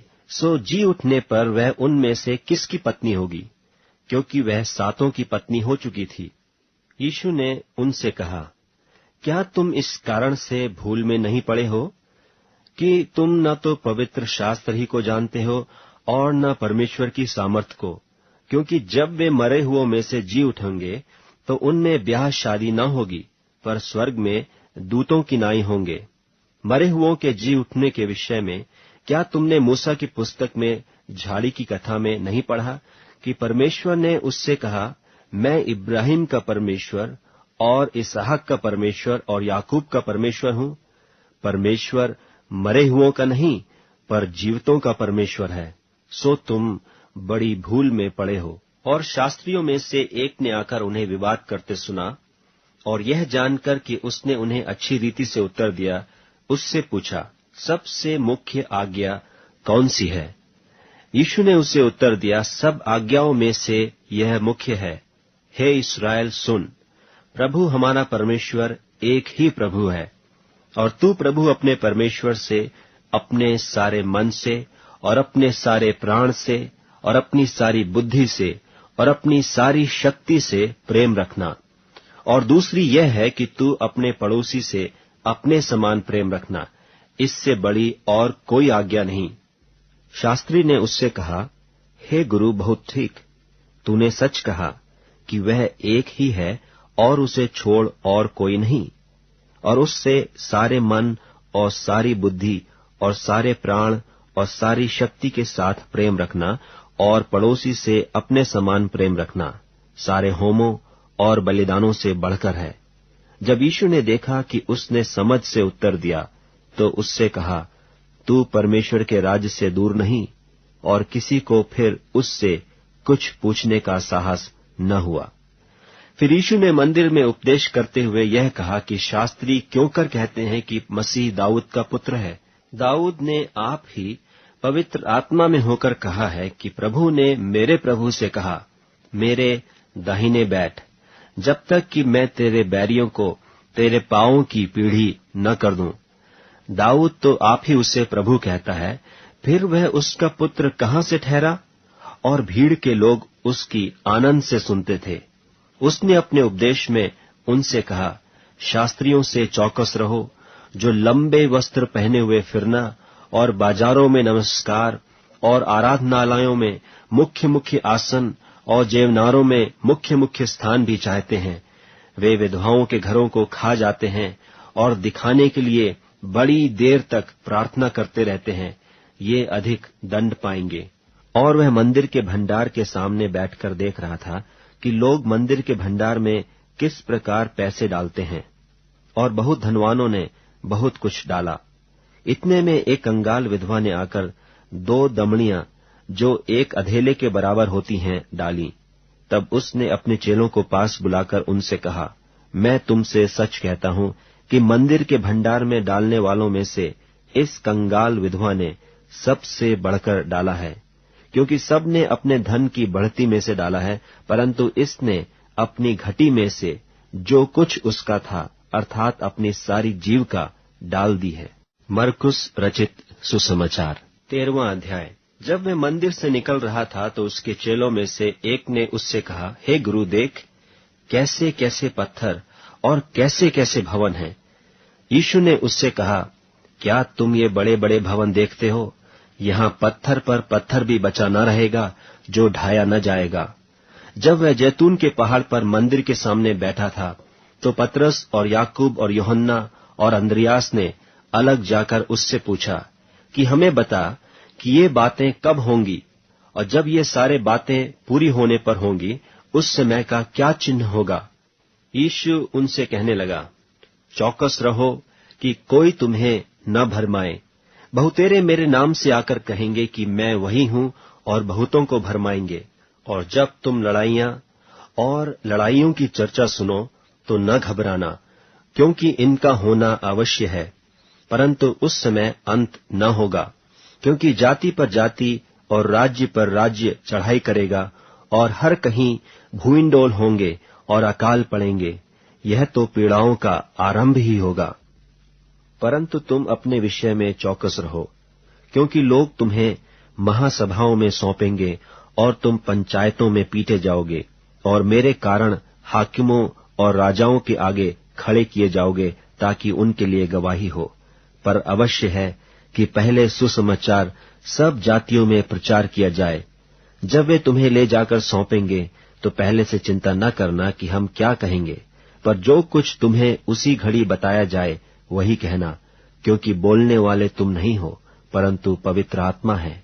और भाई को भाई और पिता को पुत्र घात के लिए सौंपेंगे, और लड़के बाले माता पिता के विरोध में उठकर उन्हें मरवा डालेंगे, और मेरे नाम के कारण सब लोग तुमसे बैर करेंगे, पर जो अंत तक धीरज धरे रहेगा उसी का उद्धार होगा। सो जब तुम उस उजाड़ने वाली घृणित वस्तु को जहां उचित नहीं वहां खड़ी देखो, पढ़ने वाला समझ ले, तब जो यहूदिया में हो वे पहाड़ों पर भाग जाएं, जो कोठे पर हो वह अपने घर से कुछ लेने को नीचे न उतरे और न भीतर जाए, और जो खेत में हो वह अपना कपड़ा लेने के लिए पीछे न लौटे।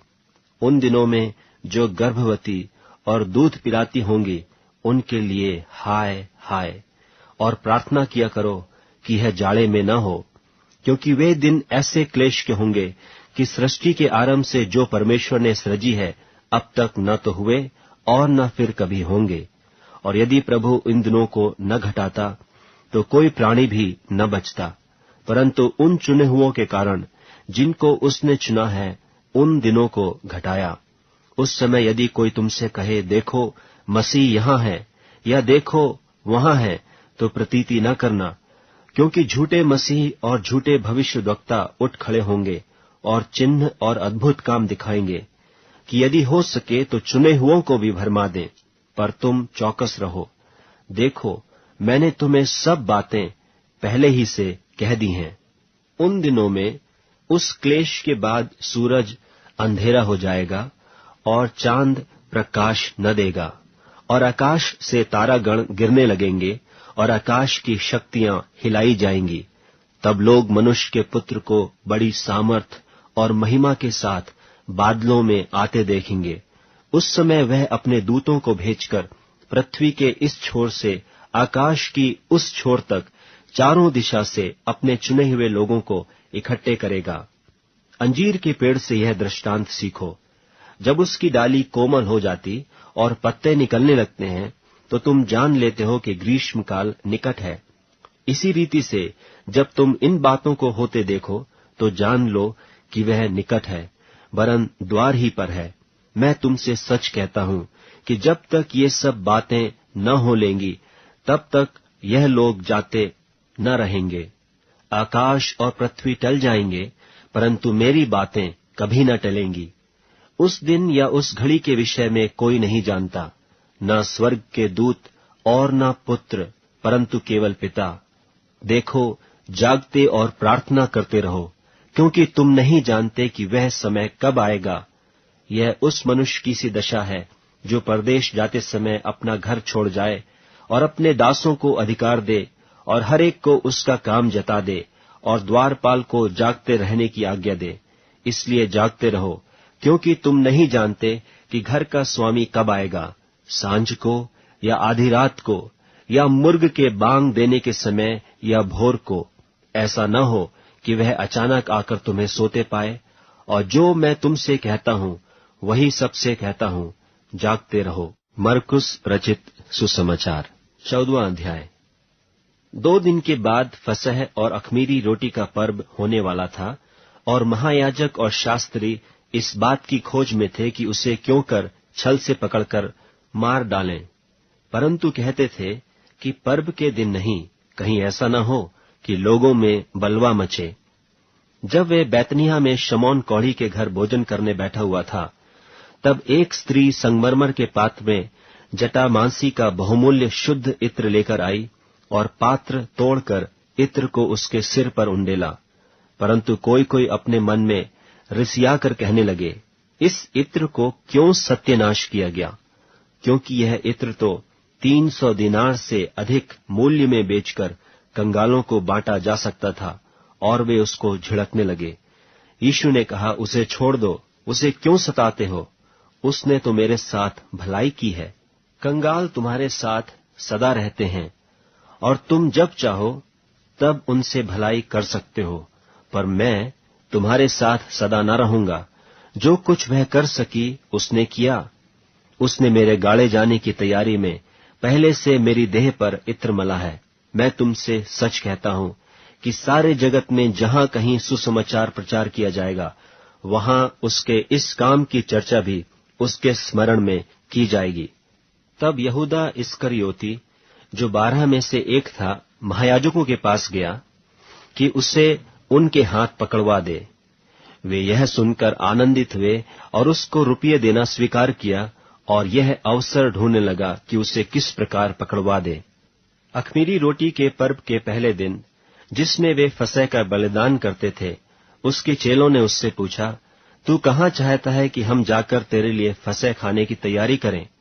उसने अपने चेलों में से 2 को यह कहकर भेजा कि नगर में जाओ और एक मनुष्य जल का घड़ा उठाए हुए तुम्हें मिलेगा, उसके पीछे हो लेना, और वह जिस घर में जाए उस घर के स्वामी से कहना, गुरु कहता है कि मेरी पाहुनशाला जिसमें मैं अपने चेलों के साथ फसह खाऊं कहाँ है? वह तुम्हें एक सजी सजाई और तैयार की हुई बड़ी अटारी दिखा देगा, वहां हमारे लिए तैयारी करो। सो चेले निकलकर नगर में आए और जैसा उसने उनसे कहा था वैसा ही पाया और फसह तैयार किया। जब सांझ हुई तो वह 12 के साथ आया, और जब वे बैठे भोजन कर रहे थे तो यीशु ने कहा, मैं तुमसे सच कहता हूं कि तुम में से एक जो मेरे साथ भोजन कर रहा है मुझे पकड़वाएगा। उन पर उदासी छा गई और वे एक एक करके उससे कहने लगे, क्या वह मैं हूं? उसने उनसे कहा, वह 12 में से एक है जो मेरे साथ थाली में हाथ डालता है, क्योंकि मनुष्य का पुत्र तो जैसा उसके विषय में लिखा है जाता ही है, परंतु उस मनुष्य पर हाय जिसके द्वारा मनुष्य का पुत्र पकड़वाया जाता है। यदि उस मनुष्य का जन्म ही न होता तो उसके लिए भला होता। और जब वे खा ही रहे थे तो उसने रोटी ली और आशीष मांगकर तोड़ी और उन्हें दी और कहा, लो, यह मेरी देह है। फिर उसने कटोरा लेकर धन्यवाद किया और उन्हें दिया, और उन सब ने उसमें से पिया। और उसने उनसे कहा, यह वाचा का मेरा वह लहू है जो बहुतों के लिए बहाया जाता है। मैं तुमसे सच कहता हूं कि दाख का रस उस दिन तक फिर कभी न पीऊंगा जब तक परमेश्वर के राज्य में नया न पीऊं। फिर वे भजन गाकर बाहर जैतून के पहाड़ पर गए। तब यीशु ने उनसे कहा, तुम सब ठोकर खाओगे, क्योंकि लिखा है कि मैं रखवाले को मारूंगा और भेड़ तितर बितर हो जाएंगी। परंतु मैं अपने जी उठने के बाद तुमसे पहले गलील को जाऊंगा। पतरस ने उससे कहा, यदि सब ठोकर खाएं तो खाएं, पर मैं ठोकर नहीं खाऊंगा। यीशु ने उससे कहा, मैं तुझसे सच कहता हूं कि आज ही इसी रात को मुर्गे के 2 बार बांग देने से पहले तू 3 बार मुझसे मुकर जाएगा। पर उसने और भी जोर देकर कहा, यदि मुझे तेरे साथ मरना भी पड़े तो भी तेरा इनकार कभी न करूंगा। इसी प्रकार और सबने भी कहा। फिर वे गतसमने नाम एक जगह में आए, और उसने अपने चेलों से कहा, यहां बैठे रहो जब तक मैं प्रार्थना करूं। और वह पतरस और याकूब और यूहन्ना को अपने साथ ले गया और बहुत ही अधीर और व्याकुल होने लगा, और उनसे कहा, मेरा मन बहुत उदास है, यहां तक कि मैं मरने पर हूं। तुम यहां ठहरो और जागते रहो। और वह थोड़ा आगे बढ़ा और भूमि पर गिरकर प्रार्थना करने लगा कि यदि हो सके तो यह घड़ी मुझ पर से टल जाए, और कहा, हे अब्बा, हे पिता, तुझसे सब कुछ हो सकता है। इस कटोरे को मेरे पास से हटा ले, तो भी जैसा मैं चाहता हूं वैसा नहीं, पर जो तू चाहता है वही हो। फिर वह आया और उन्हें सोते पाकर पतरस से कहा, हे शमौन, तू सो रहा है? क्या तू एक घड़ी भी न जाग सका? जागते और प्रार्थना करते रहो कि तुम परीक्षा में न पड़ो। आत्मा तो तैयार है पर शरीर दुर्बल है। और वह फिर चला गया और वही बात कहकर प्रार्थना की, और फिर आकर उन्हें सोते पाया, क्योंकि उनकी आंखें नींद से भरी थीं और नहीं जानते थे कि उसे क्या उत्तर दें। फिर तीसरी बार आकर उनसे कहा, अब सोते रहो और विश्राम करो, बस घड़ी आ पहुंची। देखो, मनुष्य का पुत्र पापियों के हाथ पकड़वाया जाता है। उठो चलें, देखो मेरा पकड़वाने वाला निकट आ पहुंचा है। वह यह कह ही रहा था कि यहूदा जो 12 में से था, अपने साथ महायाजकों और शास्त्रियों और पुरनियों की ओर से एक बड़ी भीड़ तलवारें और लाठियां लिए हुए तुरंत आ पहुंची। और उसके पकड़वाने वाले ने उन्हें यह पता दिया था कि जिसको मैं चूमूं वही है, उसे पकड़कर यतन से ले जाना। और वह आया और तुरंत उसके पास जाकर कहा, हे रब्बी, और उसको बहुत चूमा। तब उन्होंने उस पर हाथ डालकर उसे पकड़ लिया। उनमें से जो पास खड़े थे, एक ने तलवार खींचकर महायाजक के दास पर चलाई और उसका कान उड़ा दिया। यीशु ने उनसे कहा, क्या तुम डाकू जानकर मेरे पकड़ने के लिए तलवारें और लाठियां लेकर निकले हो? मैं तो हर दिन मंदिर में तुम्हारे साथ रहकर उपदेश दिया करता था, और तब तुमने मुझे न पकड़ा, परंतु यह इसलिए हुआ है कि पवित्र शास्त्र की बातें पूरी हों। इस पर सब चेले उसे छोड़कर भाग गए। और एक जवान अपनी नंगी देह पर चादर ओढ़े हुए उसके पीछे हो लिया, और लोगों ने उसे पकड़ा, पर वह चादर छोड़कर नंगा भाग गया। फिर वे यीशु को महायाजक के पास ले गए, और सब महायाजक और पुरनिये और शास्त्री उसके यहाँ इकट्ठे हो गए। पतरस दूर ही दूर से उसके पीछे पीछे महायाजक के आंगन के भीतर तक गया और प्यादों के साथ बैठकर आग तापने लगा। महायाजक और सारी महासभा यीशु के मार डालने के लिए उसके विरोध में गवाही की खोज में थे, पर न मिली, क्योंकि बहुतेरे उसके विरोध में झूठी गवाही दे रहे थे, पर उनकी गवाही एक सी न थी। तब कितनों ने उठकर उस पर यह झूठी गवाही दी कि हमने इसे यह कहते सुना है कि मैं इस हाथ के बनाए हुए मंदिर को ढा दूंगा और 3 दिन में दूसरा बनाऊंगा जो हाथ से न बना हो। इस पर भी उनकी गवाही एक सी न निकली। तब महायाजक ने बीच में खड़े होकर यीशु से पूछा कि तू कोई उत्तर नहीं देता? ये लोग तेरे विरोध में क्या गवाही देते हैं? परंतु वह मौन साधे रहा और कुछ उत्तर न दिया। महायाजक ने उससे फिर पूछा, क्या तू उस परम धन्य का पुत्र मसीह है? यीशु ने कहा, हाँ, मैं हूं, और तुम मनुष्य के पुत्र को सर्वशक्तिमान की दाहिनी ओर बैठे और आकाश के बादलों के साथ आते देखोगे। तब महायाजक ने अपने वस्त्र फाड़कर कहा, अब हमें गवाहों का और क्या प्रयोजन है? तुमने यह निंदा सुनी, तुम्हारी क्या राय है? उन सब ने कहा, यह वध के योग्य है। तब कोई तो उस पर थूकने और कोई उसका मुंह ढांपने और उसे घूंसे मारने और उससे कहने लगे कि भविष्यवाणी कर, और प्यादों ने उसे लेकर थप्पड़ मारे। जब पतरस नीचे आंगन में था, तो महायाजक की लौंडियों में से एक वहां आई और पतरस को आग तापते देखकर उस पर टकटकी लगाकर देखा और कहने लगी, तू भी तो उस नासरी यीशु के साथ था। वह मुकर गया और कहा कि मैं तो नहीं जानता और नहीं समझता कि तू क्या कह रही है। फिर वह बाहर डेवढ़ी में गया और मुर्गे ने बांग दी। वह लौंडी उसे देखकर उनसे जो पास खड़े थे फिर कहने लगी, यह उनमें से एक है, परंतु वह फिर मुकर गया। और थोड़ी देर बाद उन्होंने जो पास खड़े थे फिर पतरस से कहा, निश्चय तू उनमें से एक है, क्योंकि तू गलीली भी है। तब वह धिक्कार देने और शपथ खाने लगा कि मैं उस मनुष्य को जिसकी तुम चर्चा करते हो नहीं जानता। तब तुरंत दूसरी बार मुर्ग ने बांग दी। पतरस को वह बात जो यीशु ने उससे कही थी स्मरण आई कि मुर्ग के 2 बार बांग देने से पहले तू 3 बार मेरा। मरकुस रचित सुसमाचार 15वां अध्याय। और भोर होते ही तुरंत महायाजकों और पुरनियों और शास्त्रियों ने वरन सारी महासभा ने सलाह करके यीशु को बंधवाया और उसे ले जाकर पिलातुस के हाथ सौंप दिया। और पिलातुस ने उससे पूछा, क्या तू यहूदियों का राजा है? उसने उसको उत्तर दिया कि तू आप ही कह रहा है। और महायाजक उस पर बहुत बातों का दोष लगा रहे थे। पिलातुस ने उससे फिर पूछा, क्या तू कुछ उत्तर नहीं देता? देख, ये तुझ पर कितनी बातों का दोष लगाते हैं। यीशु ने फिर कुछ उत्तर नहीं दिया, यहां तक कि पिलातुस को बड़ा आश्चर्य हुआ। और वह उस पर्व में किसी एक बंधुए को जिसे वे चाहते थे उनके लिए छोड़ दिया करता था। और बरअब्बा नाम का एक मनुष्य उन बलवाइयों के साथ बंधुआ था जिन्होंने बलवे में हत्या की थी। और भीड़ ऊपर जाकर उससे विनती करने लगी कि जैसा तू हमारे लिए करता आया है वैसा ही कर। पिलातुस ने उनको यह उत्तर दिया, क्या तुम चाहते हो कि मैं तुम्हारे लिए यहूदियों के राजा को छोड़ दूं? क्योंकि वह जानता था कि महायाजकों ने उसे डाह से पकड़वाया था।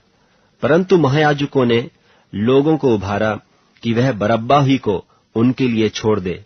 यह सुन पिलातुस ने उनसे फिर पूछा, तो जिसे तुम यहूदियों का राजा कहते हो, उसको मैं क्या करूं? वे फिर चिल्लाए कि उसे क्रूस पर चढ़ा दे। पिलातुस ने उनसे कहा, क्यों? इसने क्या बुराई की है? परंतु वे और भी चिल्लाए कि उसे क्रूस पर चढ़ा दे। तब पिलातुस ने भीड़ को प्रसन्न करने की इच्छा से बरअब्बा को उनके लिए छोड़ दिया और यीशु को कोड़े लगवाकर सौंप दिया कि क्रूस पर चढ़ाया जाए। और सिपाही उसे किले के भीतर के आंगन में ले गए, जो प्रिटोरियन कहलाता है, और सारी पलटन को बुला लाए।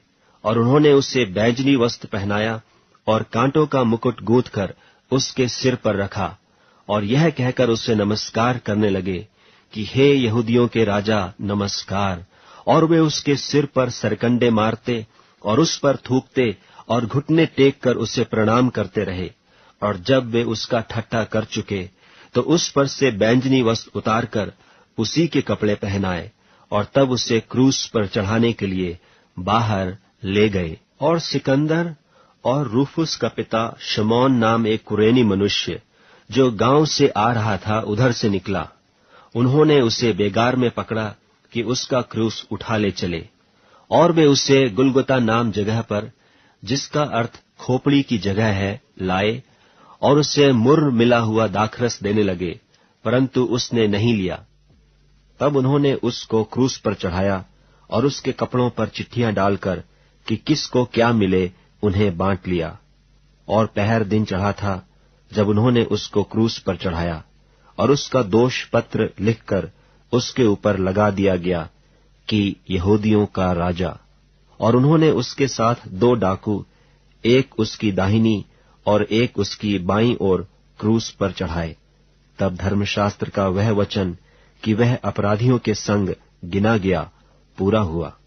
और मार्ग में जाने वाले सिर हिला हिलाकर और यह कहकर उसकी निंदा करते थे कि वाह, मंदिर के ढाने वाले और 3 दिन में बनाने वाले, क्रूस पर से उतरकर अपने आप को बचा ले। इसी रीति से महायाजक भी शास्त्रियों समेत आपस में ठट्ठे से कहते थे कि इसने औरों को बचाया और अपने को नहीं बचा सकता। इस्राएल का राजा मसीह अब क्रूस पर से उतर आए कि हम देखकर विश्वास करें। और जो उसके साथ क्रूसों पर चढ़ाए गए थे, वे भी उसकी निंदा करते थे। और दोपहर होने पर सारे देश में अंधियारा छा गया और तीसरे पहर तक रहा। तीसरे पहर यीशु ने बड़े शब्द से पुकार कर कहा, इलोई इलोई लमा शबक्तनी, जिसका अर्थ यह है, हे मेरे परमेश्वर, हे मेरे परमेश्वर, तूने मुझे क्यों छोड़ दिया। जो पास खड़े थे उनमें से कितनों ने यह सुनकर कहा, देखो, यह एलिय्याह को पुकारता है।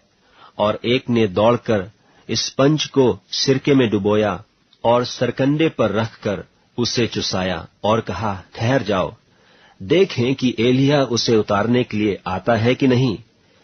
तब यीशु ने बड़े शब्द से चिल्लाकर प्राण छोड़ दिए और मंदिर का पर्दा ऊपर से नीचे तक फटकर 2 टुकड़े हो गया। जो सूबेदार उसके सामने खड़ा था, जब उसे यूं चिल्लाकर प्राण छोड़ते हुए देखा, तो उसने कहा, सचमुच यह मनुष्य परमेश्वर का पुत्र था। कई स्त्रियां भी दूर से देख रही थीं। उनमें मरियम मगदलीनी और छोटे याकूब की और योसेस की माता मरियम और शलोमी थीं। जब वह गलील में था तो ये उसके पीछे हो लेती थीं और उसकी सेवा टहल किया करती थीं। और भी बहुत सी स्त्रियां थीं जो उसके साथ यरूशलेम में आई थीं। जब संध्या हो गई तो इसलिए कि तैयारी का दिन था, जो सब्त के 1 दिन पहले होता है, अरमतिया का रहने वाला यूसुफ आया, जो प्रतिष्ठित मंत्री और आप भी परमेश्वर के राज्य की बाट जोहता था। वह याव करके पिलातुस के पास गया और यीशु की लोथ मांगी। पिलातुस ने आश्चर्य किया कि वह इतना शीघ्र मर गया, और सूबेदार को बुलाकर पूछा कि क्या उसको मरे हुए देर हुई। सो जब सूबेदार के द्वारा हाल जान लिया तो लोथ यूसुफ को दिला दी। तब उसने एक पतली चादर मोल ली और लोथ को उतारकर उस चादर में लपेटा और एक कब्र में जो चट्टान में खोदी गई थी रखा और कब्र के द्वार पर एक पत्थर लुढ़का दिया। और मरियम मगदलीनी और योसेस की माता मरियम देख रही थीं कि वह कहाँ रखा गया है। मरकुस रचित सुसमाचार 16वां अध्याय। जब सब्त का दिन बीत गया तो मरियम मगदलीनी और याकूब की माता मरियम और शलोमी ने सुगंधित वस्तुएं मोल ली कि आकर उस पर मलें। और सप्ताह के पहले दिन बड़ी भोर जब सूरज निकला ही था वे कब्र पर आईं और आपस में कहती थीं कि हमारे लिए कब्र के द्वार पर से पत्थर कौन लुढ़काएगा। जब उन्होंने आंख उठाई तो देखा कि पत्थर लुढ़का हुआ है, क्योंकि वह बहुत ही बड़ा था। और कब्र के भीतर जाकर उन्होंने एक जवान को श्वेत वस्त्र पहने हुए दाहिनी ओर बैठे देखा और बहुत चकित हुई। उसने उनसे कहा, चकित मत हो, तुम यीशु नासरी को जो क्रूस पर चढ़ाया गया था ढूंढती हो। वह जी उठा है, यहाँ नहीं है। देखो, यही वह स्थान है जहां उन्होंने उसे रखा था। परंतु तुम जाओ और उसके चेलों और पतरस से कहो कि वह तुमसे पहले गलील को जाएगा, जैसा उसने तुमसे कहा था, तुम वहीं उसे देखोगे।